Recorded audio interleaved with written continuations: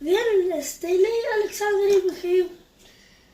Аз ви запомних вас, стигахте по коридора, когато беше мокро и един от вас двамата падна. И мен директорката ми се скара, вземи доста от заплатата, нищо, че ми плащат добре и в момента заради вас. Аз чистя.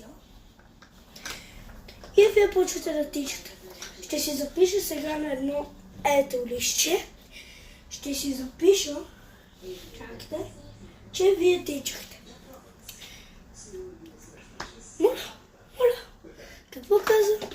Аз не съм чистачка. Аз съм леличка.